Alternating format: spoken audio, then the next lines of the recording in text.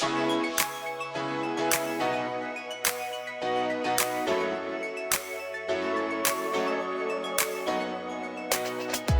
I'm Hannah Tweed, your host for Conversations in Sustainability, a regular podcast that explores the most pressing ESG challenges facing Australia and the world. Produced by Green Horizon, the podcast cuts through complexity to uncover the real stories shaping our sustainable future.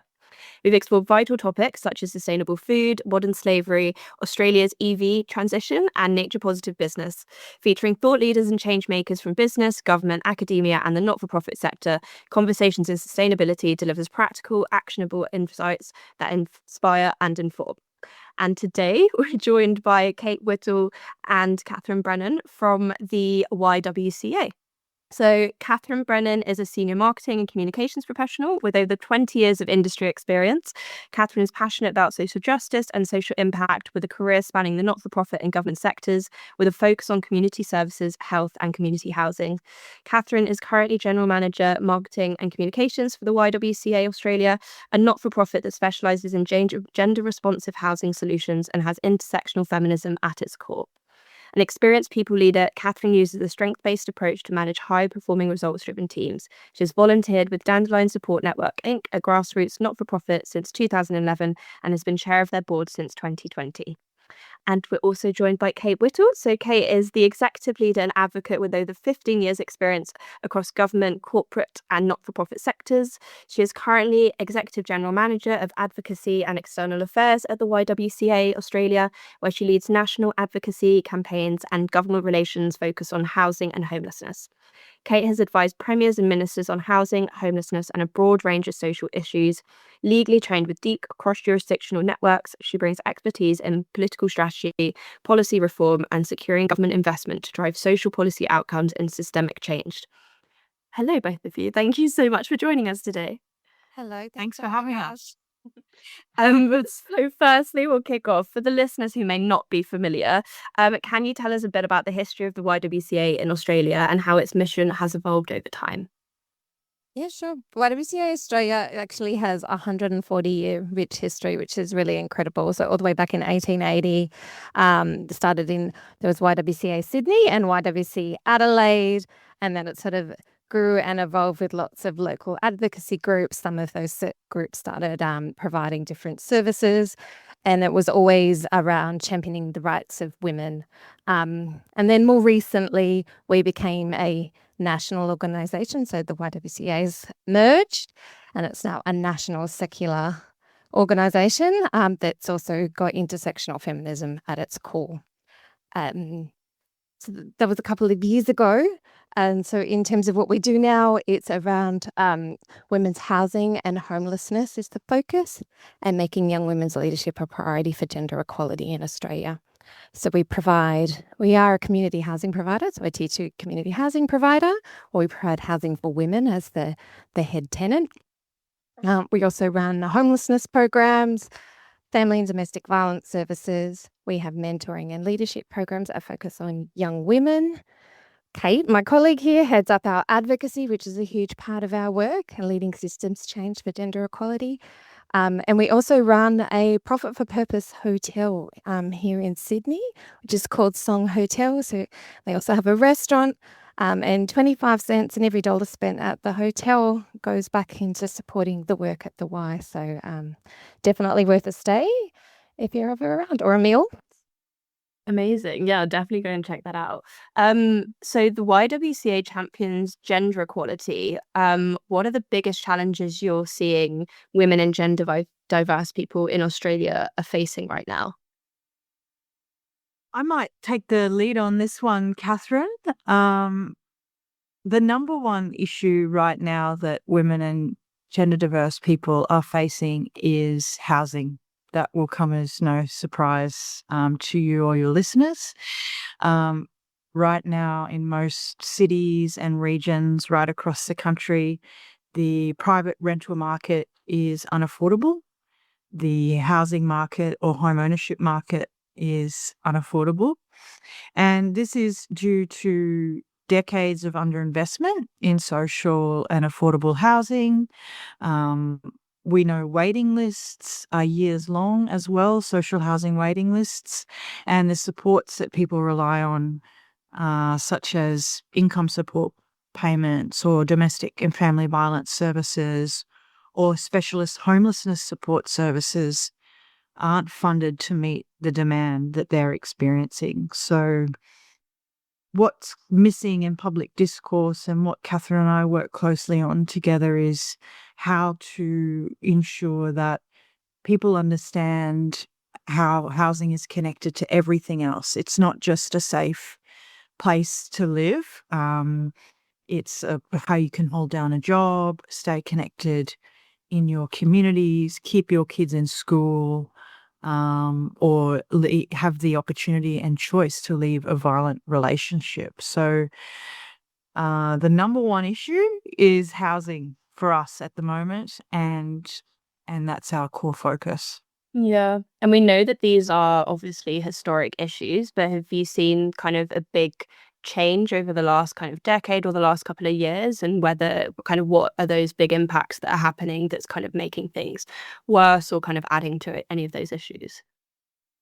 I think we've become more attuned to a lot of these structural barriers, the discrimination, income inequality. They all show up in housing, and as the housing crisis has come to bear and it's touching the lives of a lot of people, we're seeing growing numbers of older women, growing numbers of young people, single mothers, but also trans and gender diverse people as well being pushed more and more into homelessness as renting becomes more unaffordable and a lot of people are priced out of the housing market. So, and the other thing is these aren't isolated experiences. They're really common. We talk to a lot of people through our programs, and we recently did some polling into the lead up to the federal election. And nearly every person that we talk to says to us housing is a constant stress in the back of their mind, no matter kind of where they come from or what circumstances they're experiencing. And so really, I think housing is the defining social justice issue of our generation. And if we don't get it right, nothing else stands up. We are hearing it from our services, so our homelessness programs, our family and domestic violence support services, as well as our housing team. It's all interconnected. And that increase in demand, that increase in pressure, it's being felt on all those fronts, and it's because they all intersect. Yeah. And so in terms of the policy reforms that you're calling for around this, kind of what are you pushing for at the moment that's going to have that biggest impact, and why is it so important? Well, our focus is really very structural, and it might seem a bit academic, and it might seem a bit off with the fairies, if you will. But we're really trying to push government to see housing or treat housing as essential infrastructure. So what we mean by that is housing needs to be treated like roads and energy and hospitals. It's a human right. You know, we invest in roads and energy and hospitals because they underpin our society and success as society, and housing should be no different. So we're really focused on that huge structural and cultural shift. But we also arguing at the moment that it's not just about housing, it's about the right kind of housing. So housing that reflects people's lives and people's needs. And that's why we've developed YWCA, Australia's Women's Housing Framework, which is a best practice tool to guide how housing is planned, designed, funded, but also operated to meet women and gender diverse families' needs. Anything else, Kathryn? I think just to Kate's point about it might, the structural challenges might sound academic or up in the air, but what we do in our advocacy and what we're really trying to do is make that information accessible and real for people, because the structural barriers that they have created the situation we're in. So a lot of the work that Kate and I and our teams do together is around education and making, policy speak accessible, understood. We saw in the election a lot of content creators making, the federal election accessible and a little bit sexy. And yeah, there's an important message there, and it's real and it has real world impacts. And so, making policy not up in the fairies, but making it practical, accessible. And I think Kate does a great job with it, even if she's underselling this. Absolutely, yeah. I think, like you say, in the recent election, we saw how kind of communications is changing, and we've got all these different platforms that we can be using now. So it's a good way to be able to get those messages kind of across to a wider audience. So that's really important. Could you talk to us a bit more detail about those links between the gender and housing vulnerability? I know you spoke about the women's housing framework. Maybe if we can touch on those links a bit more. Sure. I think the systems we rely on as a society, housing, tenancy laws, depending on your situation, income support, they're all designed for a different era and a different kind of household. So you asked before what's changed. We assume the system is designed. There's economic independence. There's full-time work. There's dual incomes. There's no interruptions for care or for crisis like we saw with COVID, and so that's just not the reality for most people. And that's why so many women and gender diverse people fall through the cracks. And unfortunately, the system isn't broken. It's working the exact way it was designed. And so it just wasn't designed for them. And that's what we're really focused on upending, if you will. So we're focused on redesigning the system so it reflects the complexity of people's lives and their needs. And so our women's housing framework focuses on, well, how do we sustain long-term tenancies or keep women and their families in long-term affordable housing? How do we design safety features or location near services and partnerships with support providers? And I know Kathryn will speak on this in more depth, but why we see such a strong link between advocacy and communications is around humanizing this issue. Because if people don't understand how the system or the broader structural system creates vulnerability, then they will continue to blame individuals for systemic failures. And that's when you start to see a lot of political polarization, which we're seeing kind of play out now in political discourse, unfortunately. And so a lot of the work that Kathryn and I do is very interconnected in terms of not just educating, but in breaking down some of those silos and speaking from a lived experience perspectives or communicating those issues in more humanizing ways. Yeah, I mean, that was so powerful. The system isn't broken. It's working the way it was meant to. It just doesn't work for people. So, are you able to share a story or an example of how the YWC's programs have been made a more tangible difference in someone's life to kind of bring that to life? There are so many stories, as you can imagine, so many. And we do try and measure the impact that we have and understand the change that we make for people. We have an impact framework. And so we have sort of like formal mechanisms where we try and understand that in a greater depth. But there's obviously lots of different informal ways and stories. But one that has come to mind, especially picking off the back of what Kate said, we had a new housing resident, so who had just been given notice from her rental. So she's in a private rental with her daughter, maybe not who you'd stereotypically kind of earmark for experiencing housing insecurity, given notice on her rental, and then found that there was nothing that was suitable that was in her price range, and was really like on the brink of homelessness.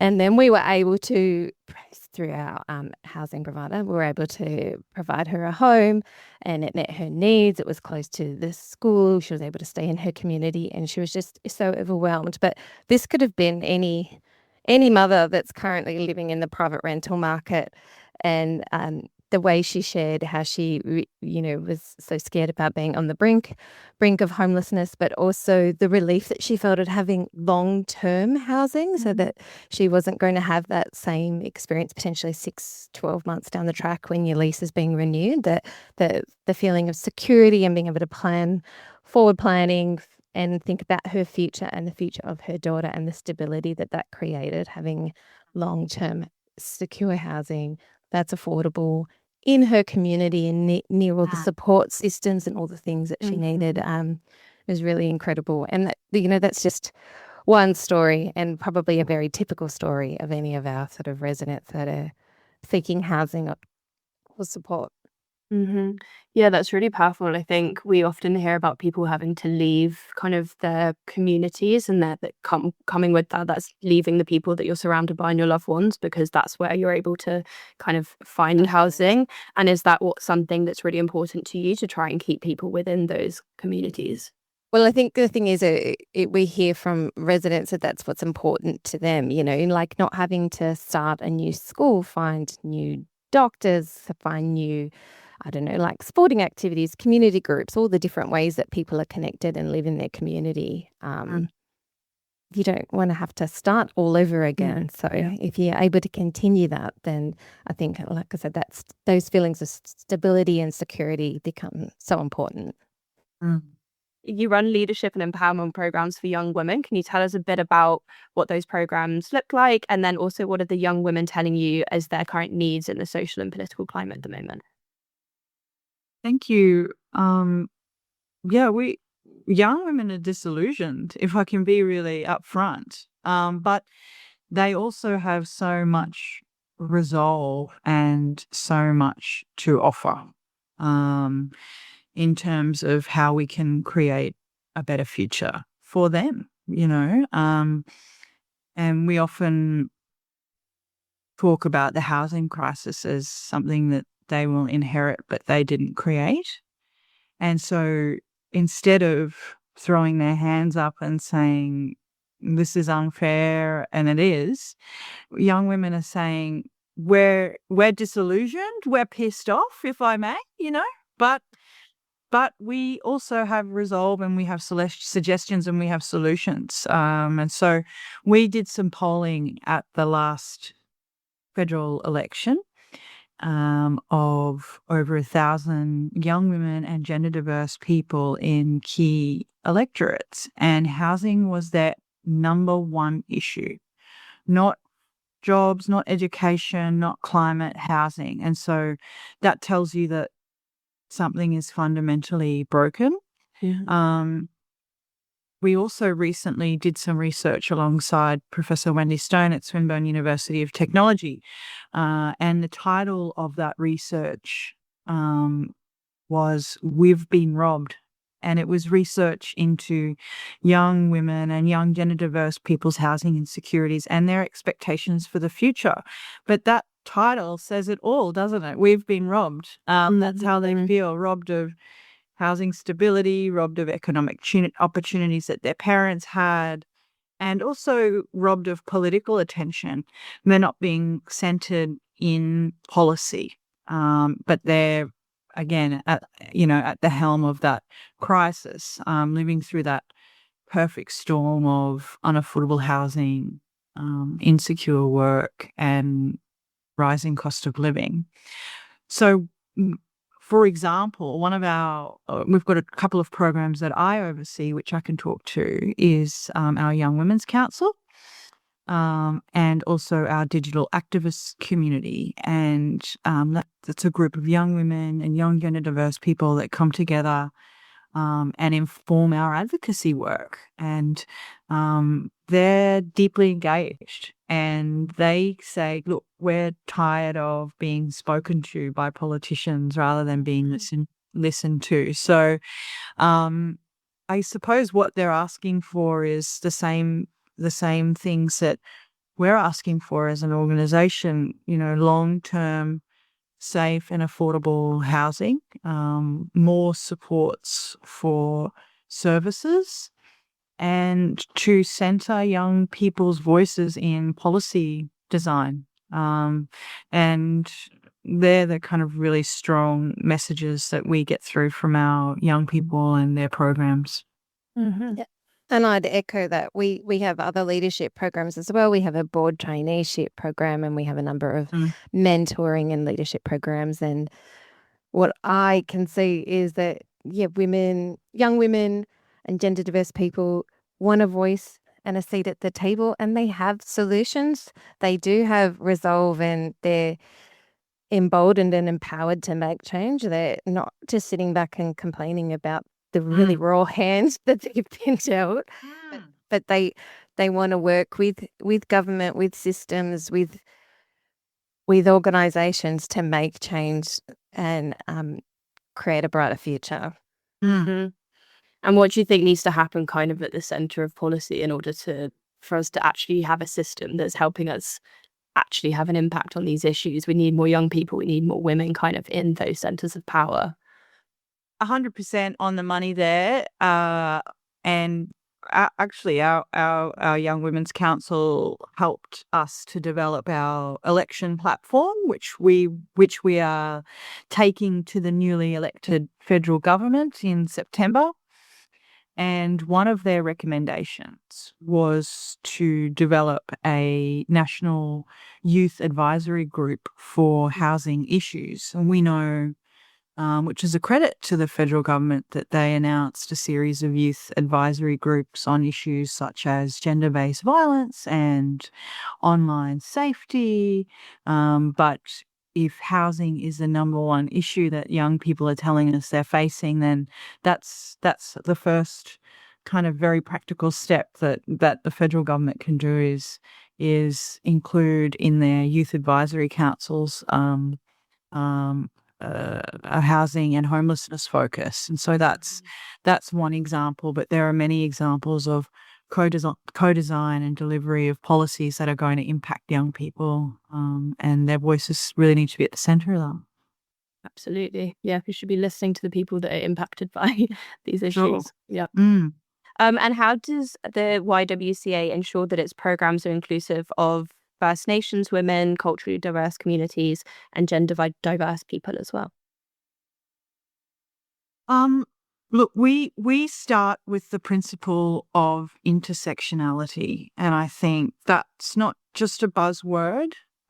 It's a design approach, and it's a value that we hold in our organisation. So we are always asking in everything that we do, whether it's delivering services or developing housing or consulting our Young Women's Council or developing policies, it's how do overlapping systems of discrimination such as racism, transphobia, classism, ableism, how do they all interact to compound risk, and what would it mean to actively design for inclusion, whether it's in housing, in services, or in policy platforms as well. So that looks like, in practice, prioritizing partnerships with, local providers, listening to local leadership, but also recognizing that we're not the experts. And that we've always got to come from a place of learning and listening as well. And I know Kathryn will talk more about our external comms and branding, but I know we're really intentional about representation and language and context. And the last thing I'd say on this is being a values-led and values-driven organisation means being accountable. So saying we don't always have all the answers, but we're committed to showing up and listening and evolving, and that's at the centre of what we do. Yeah, I'd agree with that. And I guess acknowledging that we're always learning.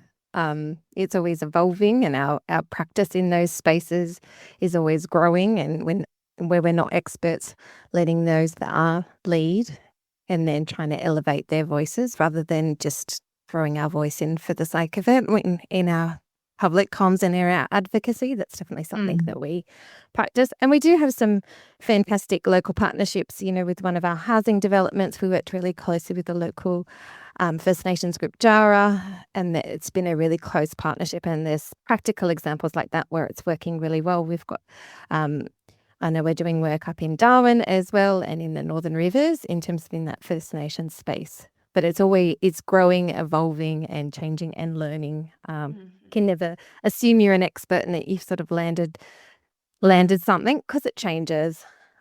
We have just put forward our draft Innovate Wrap to Reconciliation Australia too, which is, like really great progress from a sort of internal perspective and culture perspective for the org, which is exciting. Yeah, absolutely. And the YWCA is part of a global movement. You talked about some of those partnerships that you're doing there. So how do you collaborate with other organizations, both locally and international, to amplify your impact? Yeah, so we're part of World YWCA, which is the global part. There's also actually, we have 2 affiliates in Australia. So there's YWCA Canberra and YWCA Hunter that we still work really closely with, and all doing obviously similar work, championing the rights of women, but we've kind of got different service specialties in the different affiliates.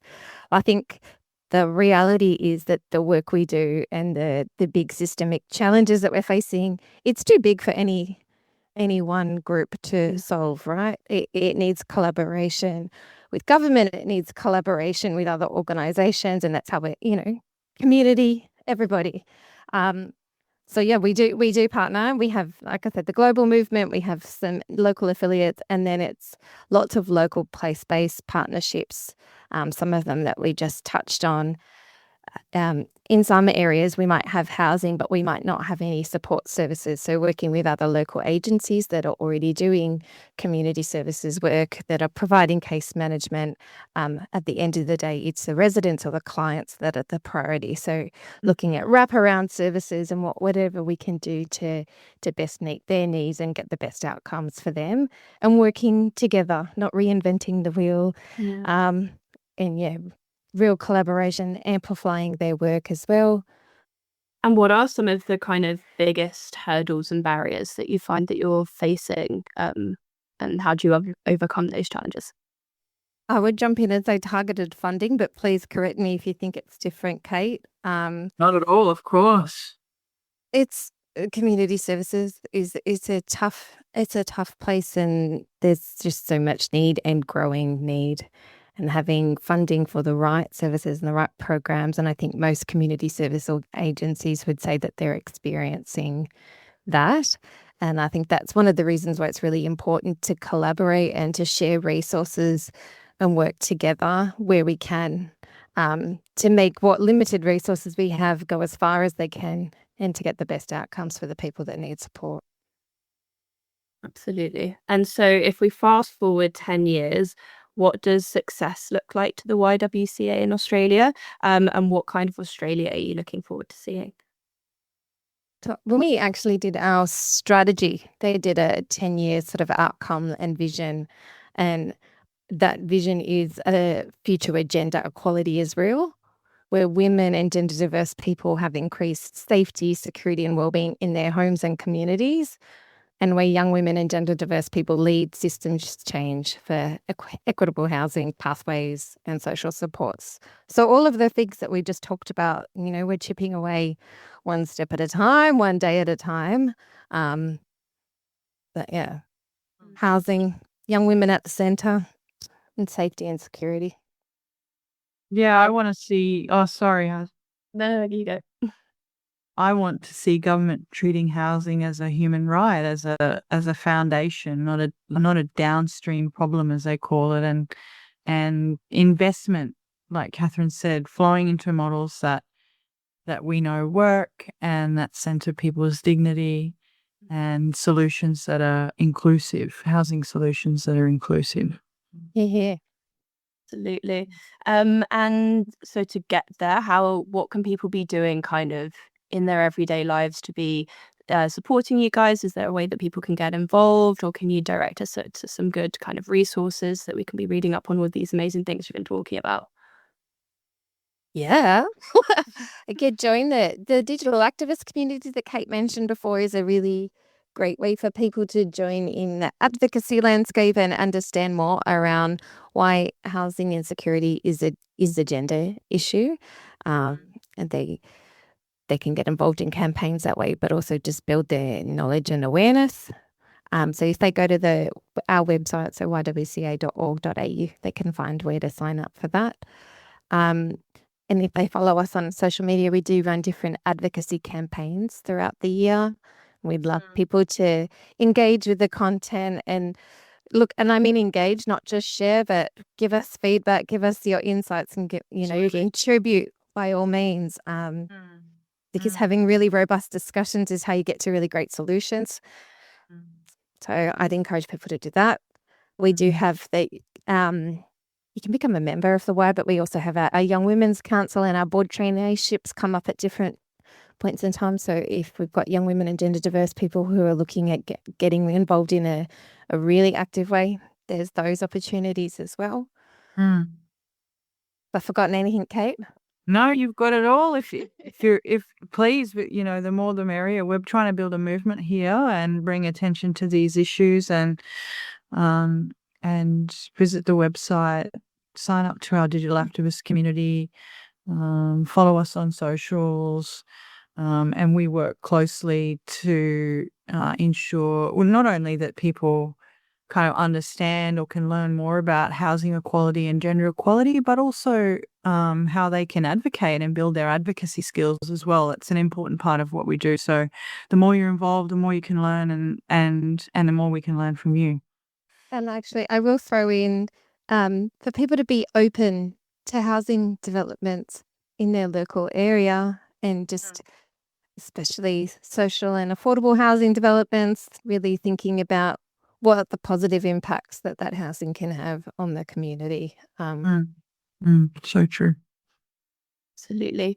Well, thank you both so much for joining us today. That was an amazing conversation, and hopefully everyone can go and check out all of those resources. So yeah, thank you so much. Thank you very much, Isla. Thanks for having us.